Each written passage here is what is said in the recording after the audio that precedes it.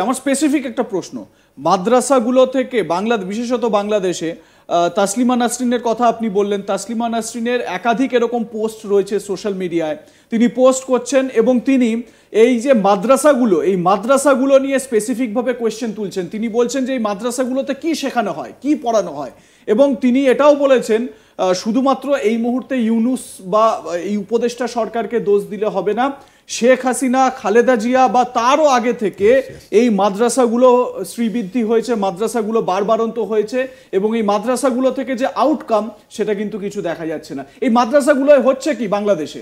দেখুন, এটা আমি বলবো বঙ্গবন্ধুজি ছিলেন অনেক বিগ হার্টেড ম্যান, অনেকটা রিফর্ম পার্সন ছিলেন। উনিও আগে অ্যান্টি হিন্দুজমে বা সেমনি কথা বলতেন। He was a reform man. Bangabandhu has a big hearted man. 1973-তে ওনার কাছে কথা হলো কি আমাদের নতুন এডুকেশন পলিসি কী হবে। উনি 1974-এ বললেন যে না, যে মাদ্রাসার টিচিং যেটা আছে ওটা হবে at the par with the Alia.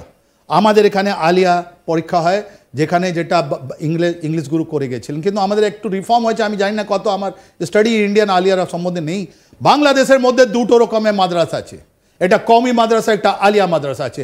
Alia মাদ্রাসা যেটা গভর্নমেন্ট ওকে অ্যাড করছে, ওদের পয়সা দিচ্ছে, ওদের শিক্ষক দিচ্ছে, ওদের সব কিছু পয়সা গভর্নমেন্ট দিচ্ছে, রাইট।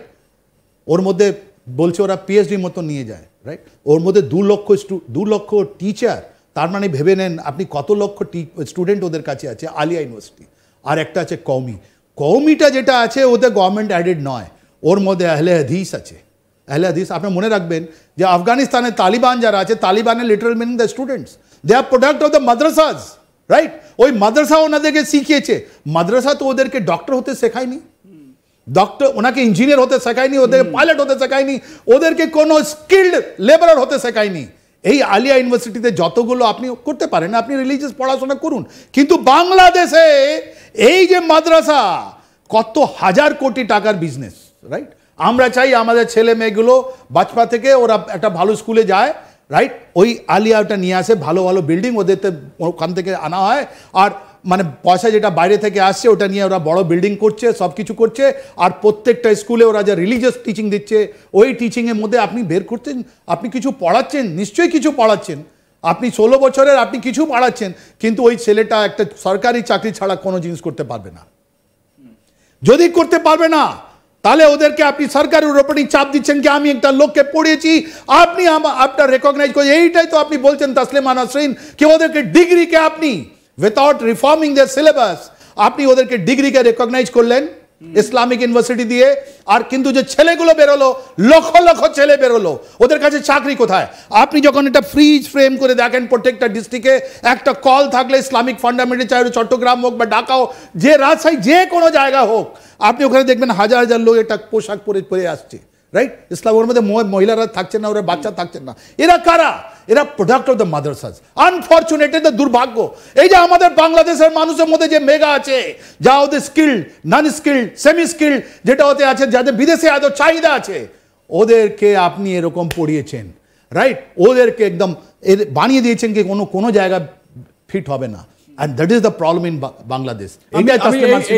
এইখান থেকে একটা বিষয় আসবো। একটা বিষয় খুব শোনা যায়, সেটা হচ্ছে খারিজি মাদ্রাসা। যে মাদ্রাসাগুলোর কোনো রকম লাইসেন্স নেই, কোনো রকম অ্যাপ্রুভাল নেই, তাহলে সেই মাদ্রাসাগুলোয় কি হচ্ছে? অনেক এরকম মাদ্রাসা গজিয়ে উঠেছে। এটা চক্র, এটা বাংলাদেশের চক্র। এটাই তো আমরা বলি, এটা কওমি মাদ্রাসার মধ্যে ক্যাটাগরির মধ্যে আসছে। এদের কোনো গভর্নমেন্টের রিকগনিশন নেই। এরা বলছে আমাদের বিদেশ থেকে, বাংলাদেশ নয়, পশ্চিমবঙ্গেও এই খারিজি মাদ্রাসা সম্পর্কে নানা অভিযোগ রয়েছে। ও তো অভিযোগ কেন ভাই? দেখুন, পুডিং রিকোয়ার্স নো প্রুফ। বাংলাদেশের ফর্চুনেটলি 80% লোক যারা আছে, 80% ছেলে মেয়েরা ওরা ট্রেডিশনাল পড়াশোনাতে যাচ্ছে। পশ্চিমবঙ্গে আমাদের 90% লোক ট্রেডিশনাল, ওই আমাদের ওয়েস্ট বেঙ্গল হায়ার সেকেন্ডারি বা সেকেন্ডারি স্কুলে। আমি নিজে প্রোডাক্ট আছি West Bengal secondary, I am proud of it. I am proud of Paschimbanga higher secondary school, বা আমি স্কটিশের, আমি প্রাউড অফ ইট কে আমি এত ভালো সুন্দরভাবে আমি শিক্ষা এখানে নিয়েছি। আমি তো কোনো মাদ্রাসা বা কোনো রিজিয়াল ইনস্টিটিউট প্রোডাক্ট নয়, রাইট। এই যে 10% পশ্চিমবঙ্গে আর 20% বাংলাদেশে, এরা যারা আনএমপ্লয়েড আছে, এরা যারা এই মাদ্রাসা থেকে বেরোচ্ছে, ওরা তো ডক্টর হতে পারবে না, ওরা ইঞ্জিনিয়ার হতে পারবে না, ওরা পাইলট হতে পারবে না, ওরা সায়েন্টিস্ট হতে পারবে না, কোনো ম্যানেজমেন্ট হতে পারবে না। তাহলে ওরা কোথায় যাবে? ওদের তো চাহিদা আছে, ওদের তো পরিবার আছে। ওদের মধ্যে মনে বসিয়ে দেয় যে তোমার সবার প্রবলেমের জন্য ইন্ডিয়া রেসপন্সিবল। তোমার সবার প্রবলেমের জন্য ধর্ম ইজ রেসপন্সিবল। তোমার সবার প্রবলেম, এই তো গতকাল আমরা দেখলাম আমাদের পার্লামেন্টে ওয়াকফ জমিন বোর্ডের জন্য যখন আমরা একটা ল বানাতে আসলাম, আপনি দেখলেন কি করে ডিভিশন হলো, রাইট? কি করে ডিভিশন? আপনি বলতে চাইছেন যে ওয়াকফ বোর্ডে কোনো কারাপশন নেই? সব জায়গায় এই পয়সা টানাটানি ব্যাপার আছে। এই যে এডুকেশন আছে বাংলাদেশে আজকে যে প্রডিউস করছে, ওরা ওই আমাদের ভাই বোনদেরকে যা প্রডিউস করছে, ওদেরকে কোনো জায়গায় আমরা সেট করতে পারছি না, রাইট? ওরা না, এবারে এই যে সেট করতে পারছি না, এদেরকে কি কাজে লাগানো হচ্ছে? যেরকম আমি স্লিপার সেলের কথা বললাম কিছুক্ষণ আগে বললাম, বিভিন্ন হিজবুত তাহরির, আইএস জঙ্গি সংগঠনের যে রিজিওনাল যে শাখাগুলো রয়েছে, সেখানে কি প্রজেক্ট করা হচ্ছে তাদের? অ্যাবসলিউটলি তাই তো। ওদেরকে বলা হচ্ছে কি জেহাদ করো। আপনি যদি বাংলাদেশ, আপনাদের চ্যানেলই দেখলাম আমরা, বাংলাদেশে যে বাচ্চাগুলোকে বলা হয়েছে কি জেহাদ হবে, আর দ্যাট জেহাদ এটাই তো পাকিস্তানে বলা হয়েছিল। আইসাই তাই জন্য তো এসছে 21 জানুয়ারি 2025 ঢাকায়। ওরা এসে কি বলেছে?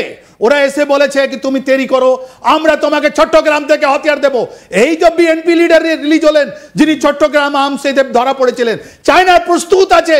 ওরা ধ্বংস করে দিল মায়ানমারকে, ওরা ধ্বংস করে দিল পাকিস্তানকে, এখন ধ্বংস করবে আপনার বাংলাদেশকে, right? Thank god western intelligence agency এখন বুঝতে পেরেছে কি ডিপ স্টেট কি করে ওদেরকে মিসলেট করলো, ওদেরকে বলতে দেয়নি কি রিয়েল স্টেটটা কি আছে। লক্ষ লক্ষ 17.5 কোটি আমাদের ভাই বোনের মধ্যে কত লক্ষ লোক এই মাদ্রাসা যারা চাকরি নেই, ওরা চাকরি নেই, ওরা কি করবে বলুন? ওরা দুভাগে ভাত খাওয়ার জন্য কিছু করতে পারে। স্পেসিফিক কোশ্চেনে আসছি। আপনি এই ওয়েস্টার্ন এজেন্সির কথা বলছেন, ডিপ স্টেটের কথা বলছেন। আমি এই সমস্ত যে বিষয়গুলো, যেগুলো সব থেকে বেশি অপারেট করে আমেরিকার ডাবল স্ট্যান্ডার্ড কি? আমি এবারে একটু বলি, আপনার কাছে এই প্রশ্নটা রাখি। সেটা হচ্ছে, আমেরিকা একদিকে কনসার্ন দেখাচ্ছে যে বাংলাদেশের সিচুয়েশন ঠিক নয়, বাংলাদেশ মানে সিরিয়া হয়ে যেতে পারে এরকম একটা আশঙ্কা তৈরি হয়েছে।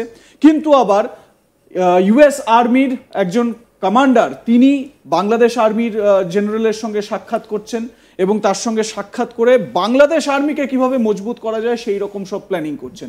এটা কি আমেরিকার ডাবল স্ট্যান্ডার্ড নয়? বাহ, এটা ডাবল স্ট্যান্ডার্ড নয়, সেকেন্ড ফেজ বলতে পারেন।